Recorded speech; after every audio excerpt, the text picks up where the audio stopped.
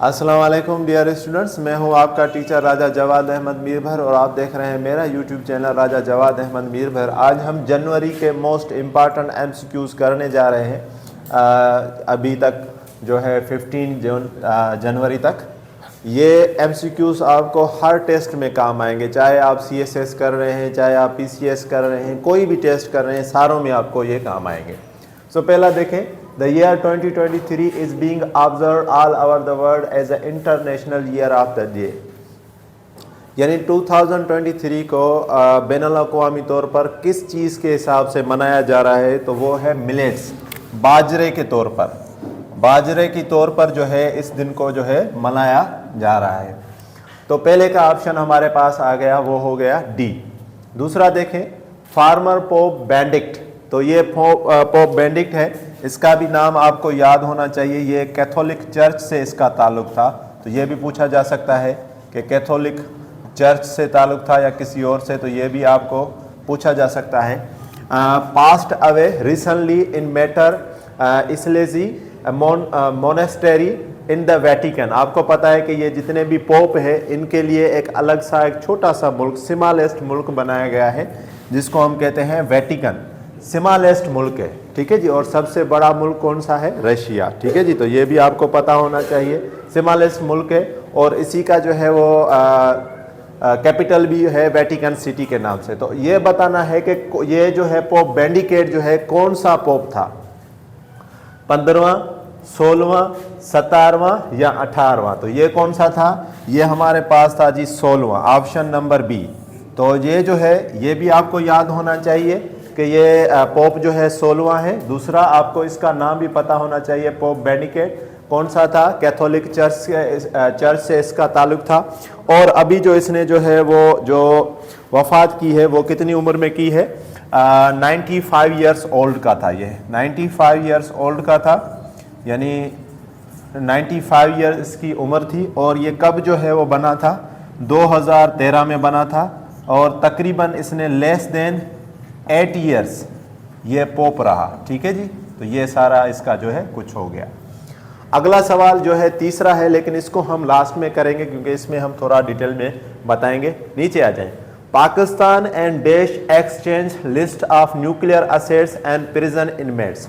पाकिस्तान हर साल और इंडिया हर साल, जब से 1960 में जो है वो ताशकंद मुआहदा हुआ था, ठीक है जी, वाटर वाला ट्रीटी वाला जो है 1960 बाद के बाद भी, तो ये आपस में जो है न्यूक्लियर असेट्स और प्रिजन्स वगैरह आपस में जो है एक्सचेंज करते हैं। तो पाकिस्तान और किसने किया है? इंडिया के साथ, ठीक है जी। पाकिस्तान और इंडिया ने ये एक्सचेंज किया है। अब आ जाएं, पांचवा सवाल जो है इसका ए हो गया चौथे का। Who is the current foreign minister of China? China का अभी जो फॉरेन मिनिस्टर है वो कौन सा है? तो वो है जी किन गैंग। 1 जनवरी को ये जो बना है किन गैंग। पहले कौन सा था? इसने किसको रिप्लेस किया है? वांग यी। यानी चाइना का अभी जो करंट जो फॉरेन मिनिस्टर है वो तो है किन गैंग, लेकिन इससे पहले कौन सा था? वांग यी। और ये जो किन गैंग है इसकी उम्र कितनी है? ये 56 ईयर ओल्ड है, ठीक है जी। और इससे पहले ये क्या कर रहा था? इससे पहले ये एम्बेसडर था, ठीक है जी। कहाँ एम्बेसडर बना हुआ था जी? ये यूनाइटेड स्टेट्स का एम्बेसडर था, ठीक है जी। सफ़ीर जो था ये कहाँ का था? यूएसए का। यूएसए का ये जो है सफ़ीर था, ठीक है जी। अब आ जाएं, हमारा आज का ये सारे बहुत इंपॉर्टेंट सवाल हैं, अच्छे से आप इनको देखें। Which nation recently adopted euro as its currency? तो आपको पता है कि यूनाइटेड नेशन जो है जिसमें 28 कंट्रीज़ थे, लेकिन ब्रिटेन जो है, ब्रिटेन 2020 में वहाँ से जो है वो एग्जिट कर गया था, जिसका नाम हमने रखा था ब्रेक्जिट, ठीक है जी। ब्रेक्जिट का मतलब ये है कि ब्रिटानिया या बरतानिया जो है वो एग्जिट कर गया था 2020 में। तो अब 27 उसमें मुल्क हैं और उस 27 मुल्क के अंदर जो है अभी किस मुल्क ने जो है वो यूरो करेंसी को एडॉप्ट किया है? तो वो कौन सा है? क्रोएशिया। क्रोएशिया जो मुल्क है इसने अभी यूरोपियन जो है नेशन के अंदर यूरो करेंसी को एडॉप्ट किया है, ठीक है। अब इसकी करेंसी क्या हो जाएगी? यूरो। अभी आपको एक बात और भी पता हो कि यहाँ पार्लियामेंट्री सिस्टम होता है, प्राइम मिनिस्टर होता है, प्रेसिडेंट होता है। दूसरा इसकी जो है वो आपको पता होना चाहिए कि क्रोएशिया की जो है वो कैपिटल क्या है। तो क्रोएशिया की जो कैपिटल है वो है हमारे पास ज़ाग्रेब। क्या है जी? ज़ाग्रेब। ये भी आपको पता हो। और दूसरा, ये क्रोएशिया आता कहाँ है तो ये भी आपको पता हो, ये हमारे पास होता है साउथ वेस्टर्न कंट्रीज़ के अंदर। कहाँ आता है जी? क्रोएशिया। चलो यहाँ ये हम मिटा देते हैं क्योंकि काफ़ी सारी चीज़ें इसमें आएंगी, तो ये यहाँ से हम मिटा देते हैं। ठीक है जी। तो आपको पता होना चाहिए कि ये क्रोएशिया जो है कहाँ आ रहा है। ये दोनों सवाल हम मिटा देते हैं। तो क्रोएशिया अब कहाँ आ रहा है? क्रोएशिया आपको पता होना चाहिए कि ये हमारे पास आ रहा है कहाँ। सबसे पहले तो इसकी हमने कैपिटल लिख दी। कैपिटल इसका क्या है? ज़ाग्रेब। ठीक है जी। दूसरा, ये अब कहाँ आ रहा है? साउदर्न वेस्टर्न कंट्रीज़ के यहाँ। ठीक है जी। तो साउदर्न वेस्टर्न कंट्रीज़ जो होती हैं उनके यहाँ ये जो है उन इलाकों में ये जो है कंट्री आता है। दूसरा, एक और चीज़ भी आपको पता हो कि ये जो है इसके पड़ोस में एक सी है जिसका नाम होता है एड्रियाटिक सी। एड्रियाटिक सी। ठीक है जी। तो इसके नेबरिंग में एड्रियाटिक सी भी है। ठीक है जी। एड्रियाटिक सी भी है। और उसके अलावा कुछ कंट्रीज़ है जैसे स्लोवेनिया है, हंगरी है। ठीक है जी। नेबरिंग कंट्रीज़ में इसके है स्लोवेनिया। ठीक है जी। हंगरी। ठीक है। तो ये जो मुल्क हैं, हंगरी जो है, स्लोवेनिया जो है, ये भी इसके अंदर आते हैं। और सर्बिया और बोस्निया। तो ये सारे के सारे इसके नेबरिंग कंट्रीज़ हैं। ये भी आपसे पूछा जा सकता है कि कौन कौन सी इसकी नेबरिंग कंट्रीज़ है, कौन सा जो है वो इसके अंदर जो है सी है जो इसका नेबरिंग आता है। तो ये सारी चीज़ें आपसे पूछा जा सकता है। एक और चीज़ जो है इसके अंदर, अब ये जो आ गया है वो आ गया है शेंजिन एरिया के अंदर। किसके अंदर आ गया है? शेंजिन एरिया के अंदर या शेंजिन जोन के अंदर। अब ये शेंजिन एरिया या शेंजिन जोन क्या है? शेंजिन एरिया या शेंजिन जोन का मतलब ये है कि अब ये जितने भी यूरोप के कंट्रीज़ है, 27 कंट्रीज़, इनको कोई वीज़ा नहीं चाहिए। ये 27 कंट्रीज़ में जा सकते हैं बगैर वीज़ा के, नो नीड फॉर वीज़ा। ठीक है। तो इसलिए इसको हम कहते हैं कि ये अब आ गया है शेंजिन एरिया के अंदर। आगे देखें, आर्मीनिया और बेलारस है। जैसे हमने इसकी जो है कैपिटल लिख ली, तो इसकी कैपिटल क्या थी हमारे पास? ज़ाग्रेब। तो अब जो है हमारे पास आगे है आर्मेनिया। तो आर्मेनिया की कैपिटल भी आपको पता होना चाहिए, येरेवन। आर्मेनिया की कैपिटल क्या है? येरेवन। ठीक है जी। आर्मेनिया की कैपिटल जो है वो है हमारे पास येरेवन। इसी तरह बेलारूस की कैपिटल जो है वो है हमारे पास मिन्स्क।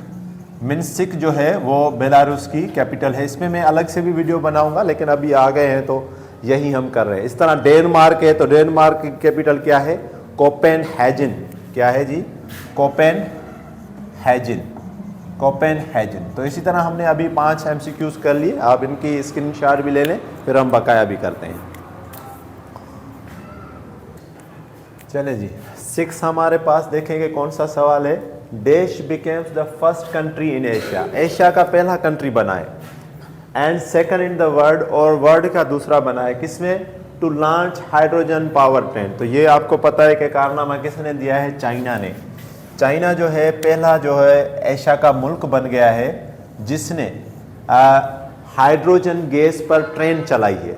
अब हाइड्रोजन गैस क्या है? फ्यूचर की। हाइड्रोजन गैस क्या है? फ्यूचर का फ्यूल है। केमिस्ट्री में हाइड्रोजन चैप्टर में भी हमने पढ़ा था। ये जो है इसके अंदर जो है पॉल्यूटेड फ्री है, नेचर फ्रेंडली है। ये जो है हमारे पास बेसिक जो इसकी है, इसके अंदर जो हमारी जिनको हम कहते हैं ग्रीन हाउस गैसेस, वो इसमें से इमिट नहीं होती। और ग्रीन हाउस गैसेस कौन सी होती है ये आपको पता होना चाहिए। ग्रीन हाउस गैसेस का भी ग्रीन हाउस गैसेस में आपको पता है कि भाई मीथेन आता है CH4, ओजोन आता है O3, SO2, और इसी तरह एक और भी है हमारे पास जिसको हम कहते हैं NO2। ठीक है। तो 4 गैसेस हैं, NO2, SO2, मीथेन और O3। ये सारी ग्रीन हाउस गैसेस है। तो ये जो है हाइड्रोजन जो है ट्रेन जो है ये सबसे पहले जो बनाई थी वो किस मुल्क ने बनाई थी? वो बनाई थी जर्मनी ने। तो अगर पहला मुल्क पूछा जाए दुनिया के अंदर तो हम उसका नाम देंगे कि first country in a world. First country in a world जब बात की जाए तो याद रखेंगे तो वो क्या होगी? वो होगी Germany. First country in a world जब होगा तो वो होगा जर्मनी। लेकिन अगर पूछा जाए कि फर्स्ट कंट्री इन एशिया, तो फिर हम नाम देंगे चाइना का। और ये सेकंड है इन वर्ड, देखा second in word, first in word कौन सा है, जर्मनी। आगे आ जाएं, चलो ये थोड़ा मैंने डिटेल में लिखा है, ये सवाल देख लें कि जो 8th है वो देख लें। Who is the only Pakistani bowler to have claimed 100 T20 international wickets in a women T20 internationals. अब वुमेन T20 इंटरनेशनल में सबसे ज़्यादा यानी 100 विकेट्स किसने लिए हैं, तो वो ली है निदा दार ने। वो किसने लिए है, निदा दार ने। आपको वैसे पता भी हो कि ये जो है बहुत बड़ा अचीवमेंट होता है एज अ वुमेन क्रिकेट्स के लिए, क्योंकि यहाँ पाकिस्तान में वुमेन्स को कोई भी इतनी ज़्यादा अपॉर्चुनिटी मिलती भी नहीं है। ठीक है जी। तो अगला सवाल देखें कि लुइस इनाशिया लुला दा सिल्वा, होपफुली मैंने इसको प्रोनाउंस सही किया होगा, कि उसने कसम उठाई है as a president of Brazil. तो ये कौन सा प्रेसिडेंट बना है, 39th, 40th, 41st या 42nd। तो ये जो बंदा बना है ये बना है 39th प्रेसिडेंट। कौन सा बना है, 39th प्रेसिडेंट। तो आपको इसका नाम भी पता हो, लुइस इनाशिया लुला दा सिल्वा। आप इसको सिल्वा के नाम से भी याद कर सकते हैं। बहुत ज़्यादा क्रिकेटर है हमारे पास श्रीलंकन जिनके नाम के आखिर में सिल्वा आता है। तो ये 39th प्रेसिडेंट है। इसकी एज कितनी है, 77 ईयर्स ओल्ड है। किसको इसने हराया है, जेयर बोल्सोनारोस को। ठीक है जी। और ये पहला जो बंदा बना है जिसने 3rd टाइम प्रेसिडेंट बना। इससे पहले भी ये बन चुका है 2 मरतबा, 2003 से 6 तक, 2007 से 11 तक। लेकिन ब्राज़ील कंट्री की जो है वो हिस्ट्री में ये पहला बंदा है जो 3rd टाइम सिलेक्टेड हुआ है एज अ प्रेसिडेंट। तो ये भी हमसे पूछा जा सकता है कि who is the one a person that selected 3rd time in a president of Brazil. तो आप इसका नाम वहाँ पर भी ले सकते हैं या आप 3rd को भी याद कर सकते हैं। अब ब्राज़ील की जो है कैपिटल क्या है, ब्राज़ीलिया, आपको पता हो। करेंसी क्या है, ब्राज़ीलियन रियल जो है। ठीक है। यहाँ एक फॉरेस्ट होता है अमेज़न। ठीक है जी। 60% जो है अमेज़न रेन फॉरेस्ट है, जिसको हम कहते हैं कि दुनिया के ये लंग्स हैं। अगर ये ख़त्म हो जाए ना तो दुनिया में इतनी ज़्यादा कार्बन डाइऑक्साइड, सल्फ़र डाइऑक्साइड वगैरह गैसेस आ जाएंगी कि इंसान का यहाँ रहना भी मुश्किल हो जाएगा। तो ये 60% जो है जिनको हम कहते हैं लंग्स ऑफ द वर्ल्ड, ये भी ब्राज़ील के अंदर है। और ब्राज़ील जो है साउथ अमेरिकन कंटिनेंट का जो है वो कवर करता है, हाफ इलाका जो है ये कवर करता है। ठीक है जी, साउथ अमेरिकन कंटिनेंट का। और आपको पता है कि ब्रिक्स के अंदर भी ब्राज़ील जो है वो इम्पॉर्टेंट कंट्री है, 5th लार्जेस्ट कंट्री है। ये भी आपको पता हो कि ब्राज़ील जो है 5th लार्जेस्ट कंट्री है एरिया वाइज। पहला कौन सा है, रशिया, जिसका कैपिटल कौन सा है, मॉस्को। रशिया का कैपिटल मॉस्को। इस तरह दूसरा कौन सा है एरिया वाइज, वो है कनाडा। दूसरा मुल्क जो सबसे बड़ा है एरिया वाइज वो है कनाडा, जिसका कैपिटल है ओटावा। और तीसरा हमारे पास जो है एरिया वाइज जो है बड़ा चाइना है। ऐसा नहीं है पॉपुलेशन में तो वो अलग बात है, लेकिन हम एरिया वाइज बात कर रहे हैं। तो तीसरा जो कंट्री जो बड़ा है वो है हमारे पास चाइना, जिसका कैपिटल है बीजिंग। और हमारा अंकल सैम यानी अमेरिका जो है वो कौन से नंबर पे है, 4थे नंबर पे, यूनाइटेड स्टेट्स, जिसका कैपिटल है न्यूयॉर्क। तो यहाँ तक हमने 8 MCQs कर ले। आप इसकी स्क्रीनशॉट ले लें।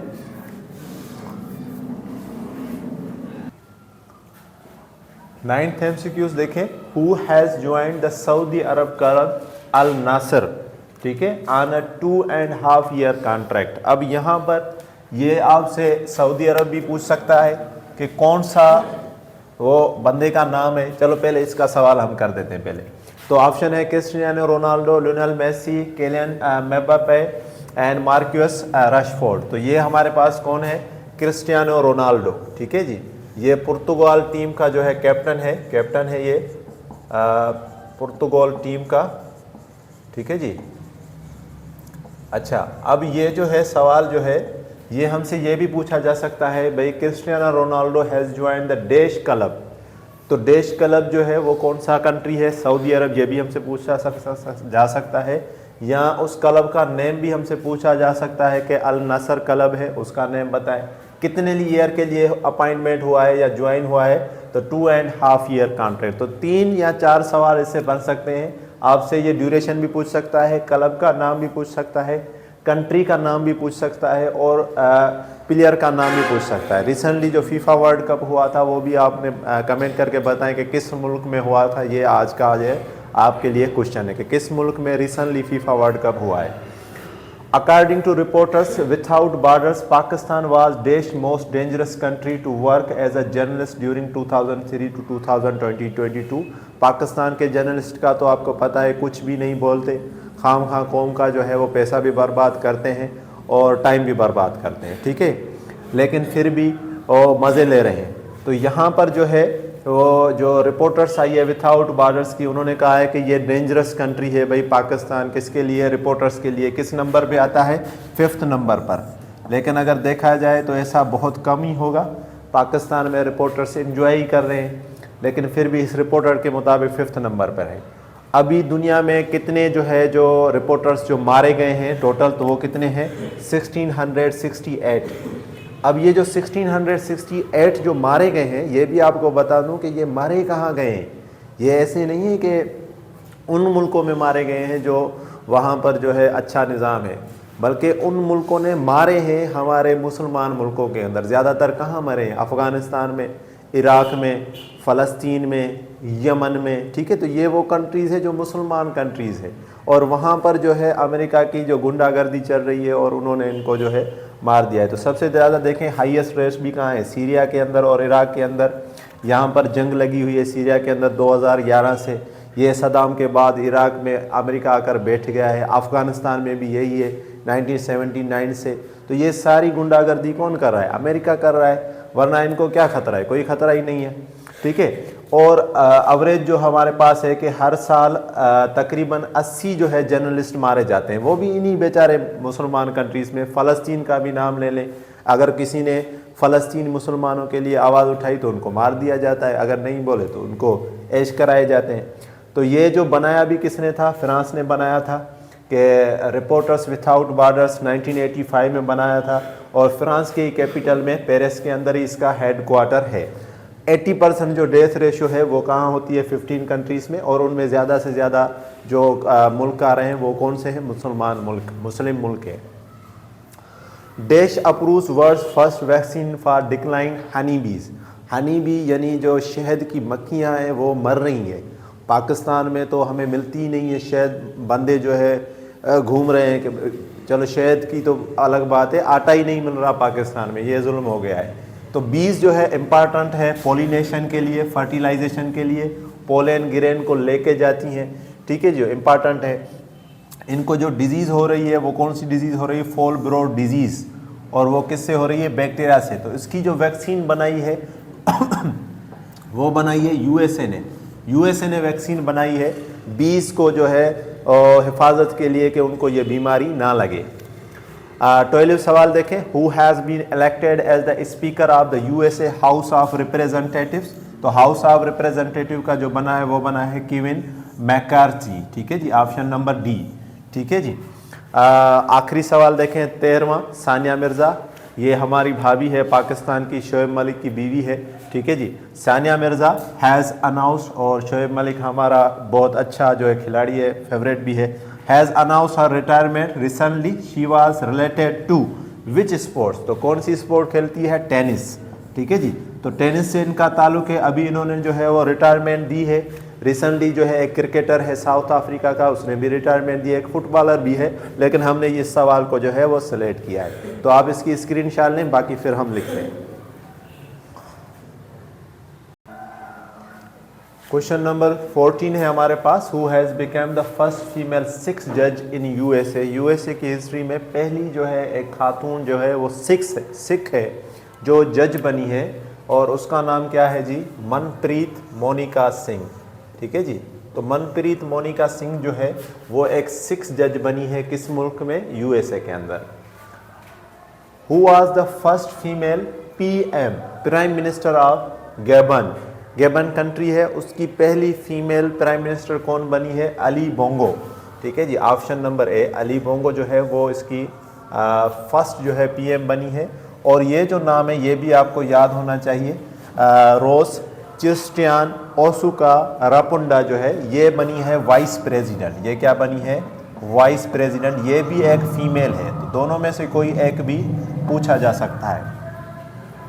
Which country has top on the list of Henle passport index 2023। तो यहाँ आप ये समझ लें कि ये 2023 की बात हम कर रहे हैं, ठीक है। तो आपने मुझे बताना है कि भाई पाकिस्तान का जो वीज़ा है वो किस नंबर पे है। देखें, हम जो है किसी चीज़ में तरक्की नहीं कर रहे, ठीक है जी। जितने भी हमारे जो पीएम आ रहे हैं, आर्मी ऑफिसर आ रहे हैं, जो भी आ रहा है, मुल्क में तरक्की उनका कुछ भी हिस्सा नहीं है। तो ये आप बताएं कि हमारे पासपोर्ट की क्या इज़्ज़त है, ग्रीन पासपोर्ट की कोई इज़्ज़त है तो वो कमेंट करके बताएं कि किस नंबर पे आ रहा है। तो नंबर 1 पर आपको पता होना चाहिए कि वो है जापान। पहले नंबर पे जापान है। आप दुनिया के किसी मुल्क में भी चले जाएं, जापान का जो है वो वीज़ा आपके लिए काबिल जो है प्राउड है, ठीक है जी। और दूसरे नंबर पे 2 कंट्रीज़ हैं, सिंगापुर भी दूसरे नंबर पर है और साउथ कोरिया भी दूसरे नंबर पे, दोनों जो है दूसरे नंबर पे है। सिंगापुर बहुत ही छोटा सा मुल्क है, अगर आप नक्शे में देखेंगे तो एक डाट बनी हुई है, सिर्फ डाट, लेकिन पाकिस्तान कितना बड़ा मुल्क है और उसकी कोई हैसियत नहीं है। साउथ कोरिया भी पाकिस्तान के मुकाबले में कुछ भी नहीं है। और यूएसए जो है वो है टॉप 20 में, अमंग्स टॉप 20 में, ये भी जो है बहुत पीछे है, ठीक है। फिर भी लोग मरे जा रहे हैं कि भाई हमने यूएसए जाना है, यूएसए जाना है, ठीक है जी। अमंग्स टॉप 22 में है, ठीक है जी। तो पाकिस्तान का आपने बताना है कि पाकिस्तान किस नंबर पे है हैंडले जो है जो पासपोर्ट इंडेक्स में। Which country carried out it's first execution of transgender person. Transgender person जो है, जो ना मेल हो ना फीमेल हो, उसको किस मुल्क ने फांसी दी है 3 जनवरी को। तो वो मुल्क है भाई यूएसए। यूएसए ने उसको फांसी दी है और उस बंदे का नाम जो है एम्बर मैक्लॉगलिन है, जिसने खून किया है, ठीक है जी। अब आखिरी सवाल है आज का जो है इस वीक के, यानी इस वीक के नहीं बल्कि 15 डेज़ के। पीएम शहबाज शरीफ विल को has climate resilient Pakistan conference in January 2023 along with a dash in Geneva. Geneva कहाँ है? स्विट्ज़रलैंड के अंदर, ठीक है जी। जहाँ पर हम सारे जो है जितने भी पाकिस्तान के ब्यूरोक्रेट्स हैं, पॉलिटिक्स है, सारे के पैसे वहाँ जमा कर देते हैं। हमारे मुल्क को लूट कर वहाँ जाकर जमा कर लेते हैं पैसे। अगर वही पैसे वापस ले आए, पनामा के पैसे, लंदन के पैसे, स्विट्ज़रलैंड के पैसे, तो हमारी कौम को जो है वो इतना जो तकलीफ़ ना सहनी पड़े। तो ये स्विट्ज़रलैंड गए हैं पैसे इकट्ठे करने के लिए। जब इनको पैसे मिल भी जाएंगे तब भी गरीबों में ये तकसीम नहीं करेंगे, अपनी पार्टी के अंदर और इस इलेक्शन पे ये खर्च करेंगे जो अभी 2023 में होने वाली है। तो कौन किसके साथ ये कर रहे हैं? ये कर रहे हैं यूएनए सिक्योरिटी जनरल के साथ, इसके साथ कर रहे हैं। पहले मुल्क को इन्होंने फ्लड की वजह से पूरे मुल्क को तबाह किया है। दुनिया में भी बरसातें होती हैं, दुनिया में भी पानी है, लेकिन वहाँ तो इतना नुकसान नहीं होता। और कितने लोग मरे थे इस मरतबा 2022 फ्लड के अंदर? 1700। ये तो अभी अंदाज़ा है, मरे तो इससे ज़्यादा होंगे, ठीक है जी। 1700 जो है किल्ड हुए हैं। और कितने लोग बेघर हैं? 80 लाख। आधा जो है सिंध हमारा जो है पूरा का पूरा डूबा हुआ है। और हमारे सिंधी जो लोग हैं वो भी क्या कर रहे हैं? टोपी अजरक के चक्कर में जश्न मना रहे हैं। अपने सिंधी भाइयों की ये भी परवाह नहीं करते। कुछ दिन के लिए व्हाट्सएप पर स्टेटस लगा लेंगे और कुछ नहीं करेंगे। तो यहाँ से इनको कितना मिलेगा? यहाँ से इनको पैसे कितने मिलने के चांसेस है? 16 अरब 30 करोड़। कितने अरब मिलने के चांसेस है? 16 अरब 30 करोड़। लेकिन ये 16 अरब 30 करोड़ से ज़्यादा हमारे मुल्क के अंदर पैसे हैं। अगर हम करप्ट हुक्मरानों से, करप्ट ब्यूरोक्रेट से वो पैसे सारे लेकर, अमीरों से पैसे लेकर गरीबों में तकसीम करें, या जो मिसमैनेजमेंट है वाटर की, अगर वो हम ख़त्म करें तो आइंदा कभी ये मसले होंगे ही नहीं। ये तो कोई मसला है ही नहीं। और इसमें भी आपको एक और बात बता दूँ कि ये जो 16 अरब है, हमने IMF की किस्त भी देनी है। 1.1 अरब डॉलर ये इन्हीं पैसों में से हम देंगे। हमारे ख़जाने के अंदर पैसे नहीं है। 4 अरब से ज़्यादा भी पैसे नहीं है। हमें तो पैसे चाहिए, 4 अरब से भी ज़्यादा नहीं है। जितने भी ये पैसे आए थे इस गवर्नमेंट ने सारा ख़जाना खाली कर दिया। पहले भी 50-60 सालों से इन्हीं की गवर्नमेंट चल रही आ रही है। इन्होंने तो मुल्क को कंगाल बना दिया है। महंगाई और से और महंगाई। और ये किस तहत हो रहा है? ये आपको पता है कि नवंबर 22 में एक हुई थी कॉन्फ्रेंस, COP 27, ठीक है, इजिप्ट में हुई थी। ये भी आपको पता होना चाहिए, इजिप्ट में, जिसमें एक फ़ंड बनाया गया था, लॉस एंड डैमेज फंड। उसके तहत पाकिस्तान को मिलेंगे 16 अरब 30 करोड़ रुपए। लेकिन होपफुली हम ये दुआ करते हैं कि पाकिस्तान के जो बंदे हैं, आवाम जो है, उनमें शऊर आए और वो इस इलेक्शन में या वैसे भी इस निज़ाम को चेंज करें। तो ये अभी 18 MCQs हुए हैं, 1 से लेकर 15 जनवरी तक मोस्ट इम्पॉर्टेंट MCQs जो मुझे लगे वो मैंने लिखे हैं। आप कमेंट करके मुझे बताएं भी कैसी आपको वीडियो लगी। पहली वीडियो है इस साल की करंट अफेयर्स के ऊपर। Thank you, thanks for watching.